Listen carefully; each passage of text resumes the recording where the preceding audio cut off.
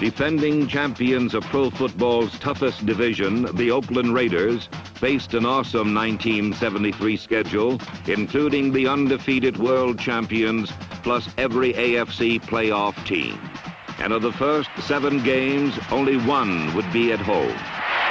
Sunday night, November 18th, found the Silver and Black, pro football's winningest team the past 10 years, third in the AFC West. Experts buried Oakland's chances for their 6th division championship in 7 years, but the Raiders knew what remained to be done on the battered Coliseum turf.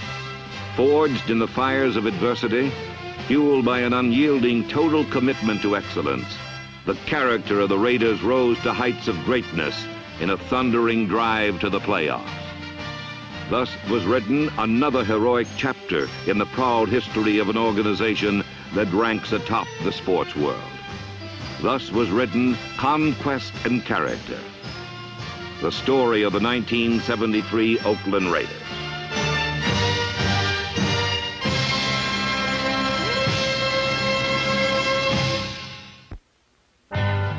The challenge began in Minnesota against the eventual NFC champions. Darryl LaMonica started at quarterback and hit number 49, Mike Ciani, with 6 passes as Oakland gained 353 yards against the vaunted Purple Gang.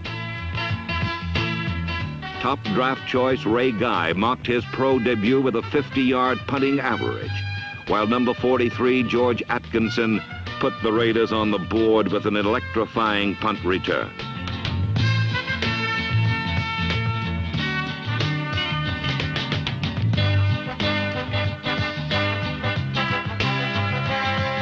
But in the end, veteran Fran Tarkington and Rookie of the Year Chuck Foreman spearheaded the Vikings' 24-16 win over the Silver and Black.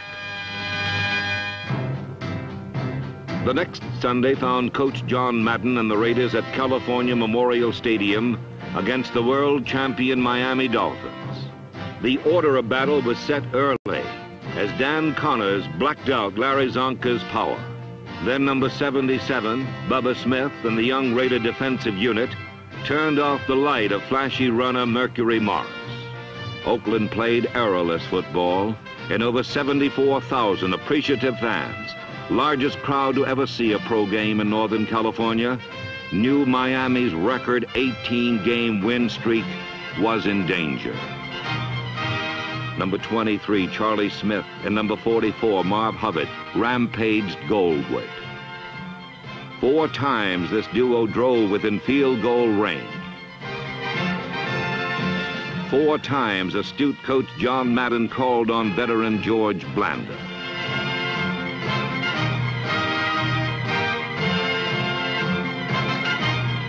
George was unerring, and coupled with superb defense and determined special teams, he helped earn the mighty Raiders a 12-7 streak-snapping conquest of the world champions. In week 3, in unfriendly Kansas City, Oakland faced the first of 5 straight grueling road games. Number 28, Clarence Davis, darted on a 76-yard kickoff return, but the Raiders registered only 3 points.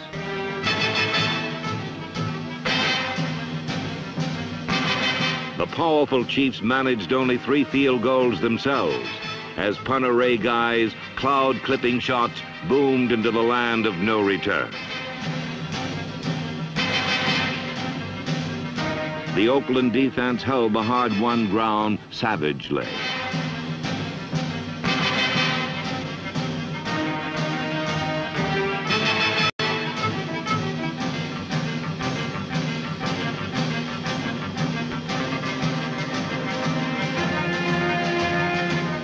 But with only 2 minutes left to play, a deflected pass sealed the Raiders' fate.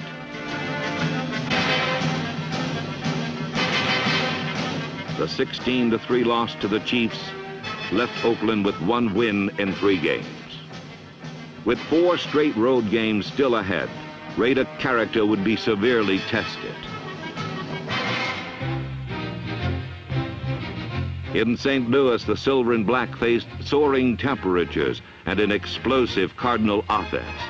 Ignoring the heat, The fired-up Raider defenders, led by Otis Sistrunk, Tony Klein, Art Toms, and Phil Villapiano, limited the high-scoring Cardinals to only 10 points.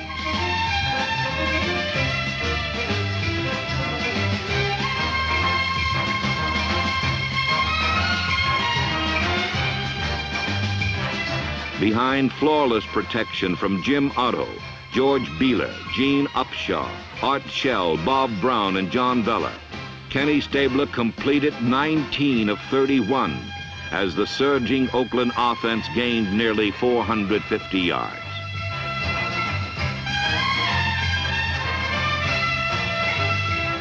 Marv Hubbard helped gouge out a club record 18 rushing first downs.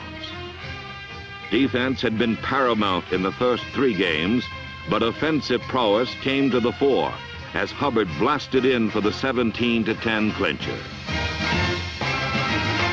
In Week 5, the traveling Raiders were on the road again, and this time it was San Diego that challenged Oakland's closed end zone policy. The silver and black gobbled up every Charger miscue. Number 40, Pete Banaszak, recovered 1 fumble, and then Bob Moore's score meant victory number 3, 27-17. Next, in a Monday night road game at Denver, the Raiders faced another team crusading to overtake them. 24-year veteran George Blanda became the first player to ever kick 300 field goals. But even more important kicks were yet to come.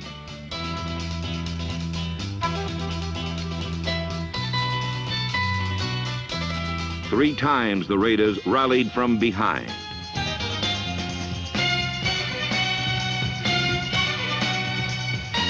An 80-yard bomb from Ken Stabler to Mike Ciani brought Oakland back once, and the Raider defense fought valiantly to protect the lead.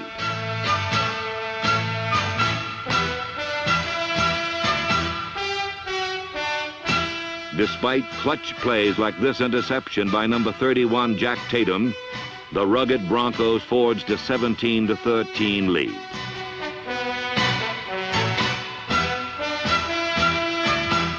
Cliff Branch, a University of Colorado product, had a happy homecoming as he put Oakland ahead 20-17. Then, with Stabler injured, LaMonica came in and hit Branch to set up a final minute go-ahead field goal.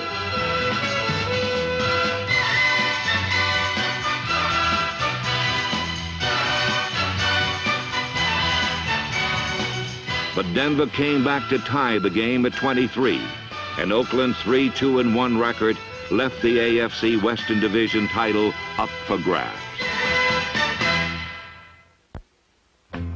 Now the Raiders were cross-country in Baltimore for a 5th straight road game. Ken Stabler hit Mike Ciani, Fred Biletnikoff, and Bob Moore with 6 passes each, while completing 25 of 29 to set an all-time NFL completion percentage record. This record performance again brought to national attention the precision passing that has for so long been a feared weapon in the Raider arsenal.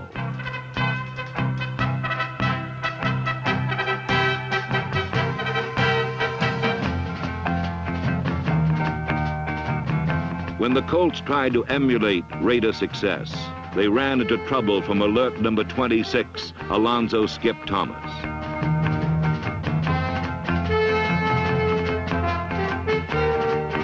With the Riddle Colt secondary playing deep, Clarence Davis rolled behind number 63, co-captain Gene Upshaw, for 2 scores and a 34-21 Oakland victory.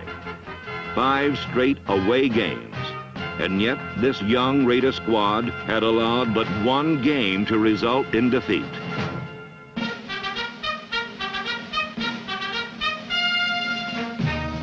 Finally, the Silver and Black came home to the Oakland Coliseum.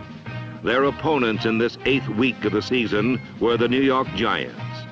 With a 40th consecutive Coliseum sellout crowd in attendance, the fatigue of travel and battle was temporarily forgotten as Coach John Madden skillfully unfolded a devastating game plan.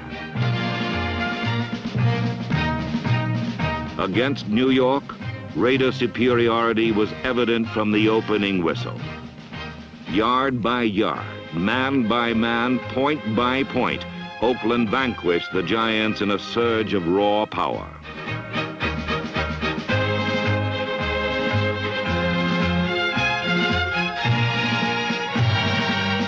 The defense, with linebacker Gerald Irons, number 86, leading the way, knifed in on the Giants like sharks in a frenzy.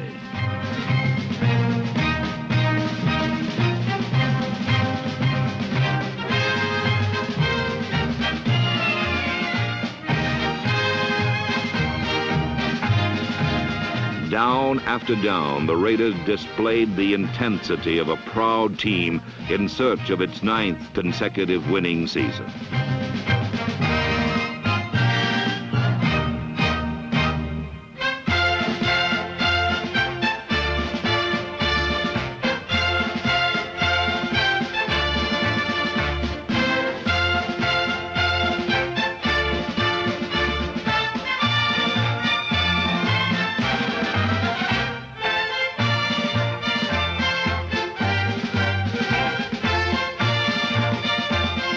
Darryl LaMonica came in and whistled one to wide receiver Steve Sweeney. It finished the Giants 42-0 and raised Oakland's record to 5-2-1. Against playoff-bound Pittsburgh, the Raiders were plagued by turnovers and penalties, and Ken Stabler suffered a knee injury. Behind Darryl LaMonica, Oakland slashed for nearly 400 yards against the prestigious Steeler defense.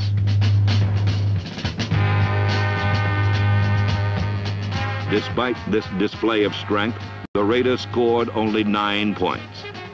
And as things went awry, Oakland suffered its 3rd loss of the 1973 season.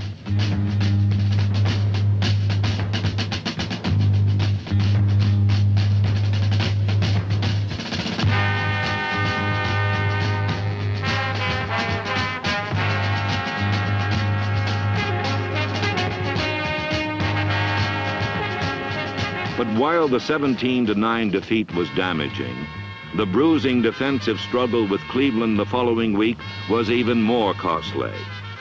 Both defenses played tough, tight-fisted football.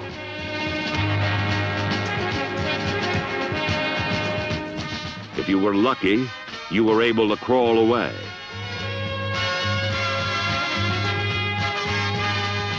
For the Silver and Black, this 7-3 loss seemed deadly, because that night, when the scores were in, the Raiders stood 3rd in the AFC West, and many thought they were finished.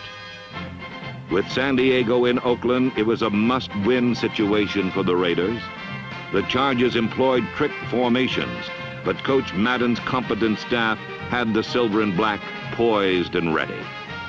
Number 82, Horace Jones, and number 71, Kelvin Corva, pressured the Charger offense into big mistakes.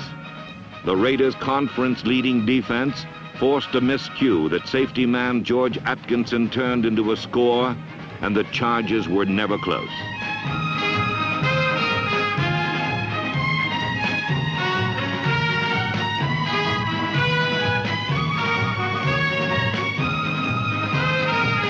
The defiant Raiders dug in and overpowered San Diego, 31-3. The victory was crucial.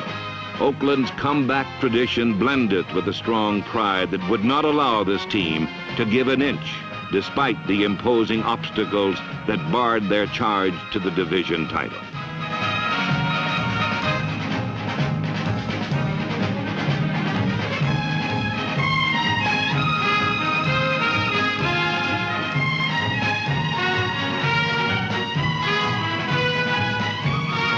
With this victory, the resurgent Raiders were now tied for 2nd, but faced with yet another must-win in Houston.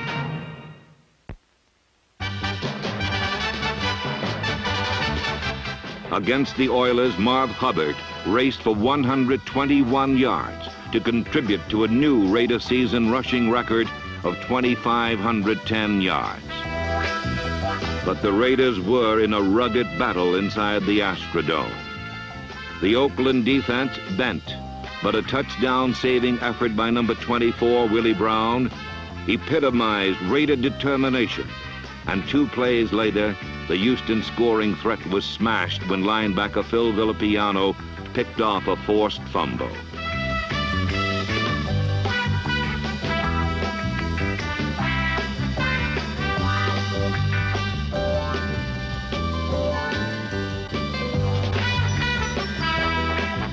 Fred Biletnikoff's clutch catch finished the Oilers 17-6. The Raiders were atop the AFC West, but on the horizon, the team that hated them most, the Kansas City Chiefs. The Raiders and the Chiefs, always a two-fisted, bruising struggle, and on this day, only one would survive in the standings. The silver and black defense stood ready, virtually invincible, and their message was clear. Number 48, Nehemiah Wilson, came up with a timely interception that helped limit the Chiefs to only 7 points. Then the Raider offense zeroed in with the big guns, and the explosion shook the football world.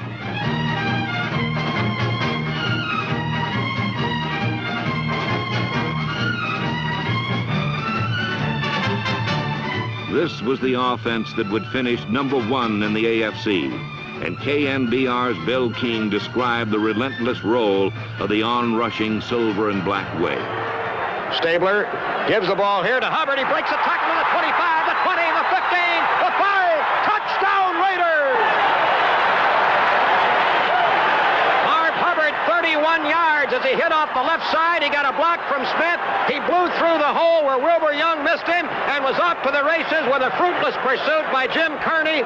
And Hubbard, with a 31-yard touchdown, gives the Raiders the lead of 13-0. Marv Hubbard did another crunch job.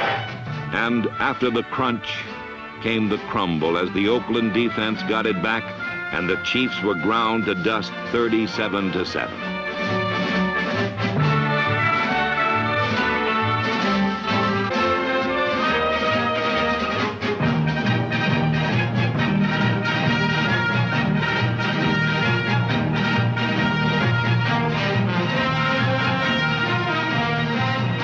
Branch goes in motion from the left, and Stabler rises up and throws. Branch makes a touchdown catch, Raiders.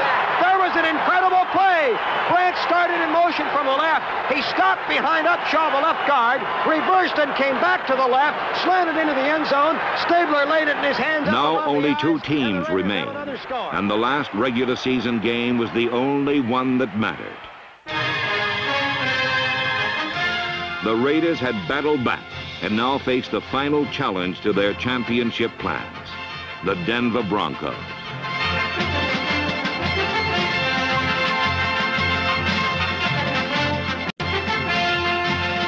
They forged an early lead, then added to it. It's a big play in this drive right here. Hand off to Davis again, fakes to go outside, cuts back to the middle of the 5, touchdown Oakland! The Raiders score again! Throughout the year, the aggressive Raider defense allowed only 175 points, 58 less than any previous season. And this intense pressure forced the Broncos to falter. Only the strongest survive in the final quarter of a title game, and on this December day, once again, it was the silver and black who conquered. A big play by the offense, and then another by the defense, rendered the final verdict, 21-17.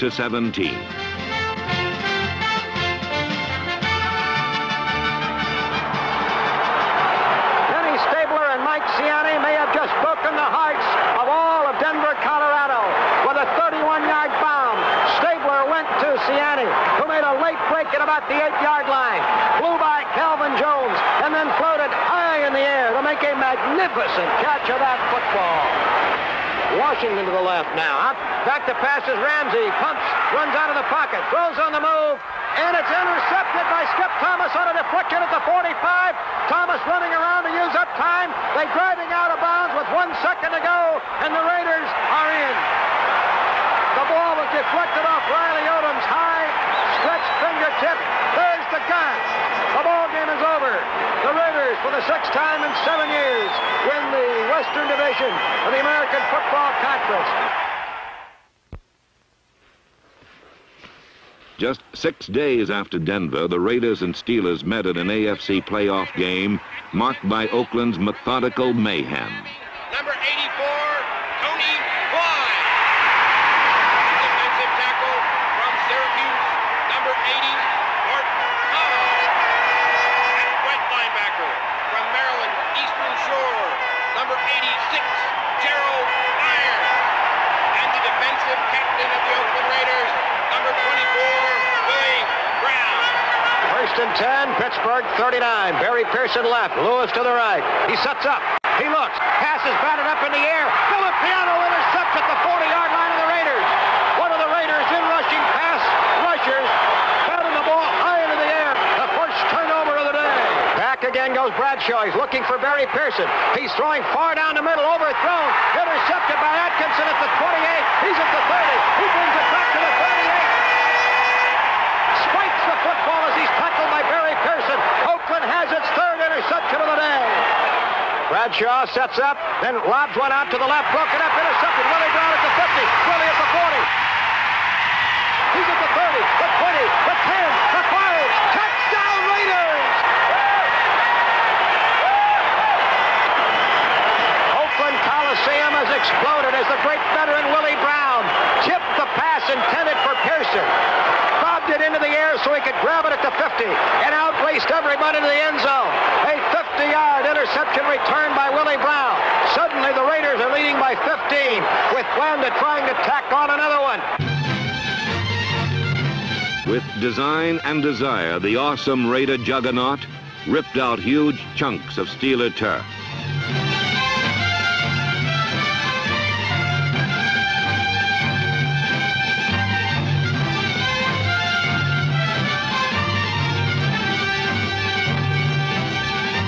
Time and time again, they drove to the end zone door and then battered it down. In the end, it was Raider pride that dominated the day with a resounding 33-14 victory. A triumph saluted with a standing ovation by the ecstatic Oakland fans.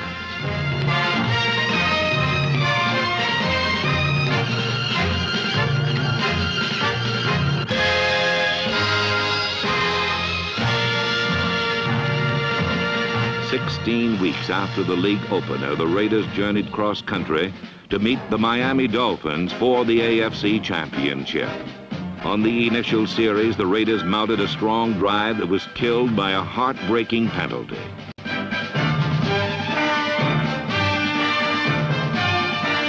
Miami came right back and powered in for the score. The Dolphins had won 23 straight in the Orange Bowl, and Raider efforts went for naught.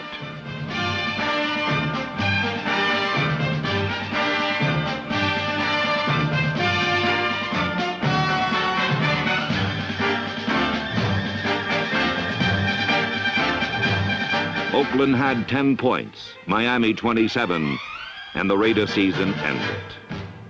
The Silver and Black had fought their way into the championship game with a thundering drive down the stretch that earned new respect and admiration. And the single loss cannot erase another glorious season to which every Raider contributed. Men like Warren, Hudson, Maxwell, Bankston, Queen, Dalby, Carroll, Weaver, Johnson, Seiler, Davidson, Milan, Gatos, and Medlin. The excellence of head coach John Madden continues, as does the contribution of able assistants. Oliver Spencer, Tom Dons, Tom Flores, Bob Zeman, Paul Roach, Don Shinnick, Joe Scannella, trainer George Anderson, and equipment director Richard Romansky. The pledge first made in 1963 by Al Davis was a simple one: unrivaled excellence. As pro football's winningest team the past 11 years, the Raiders' monumental rise to glory stems from a dynamic organization whose motto is pride and poise, whose lifeblood is and always will be conquest and character.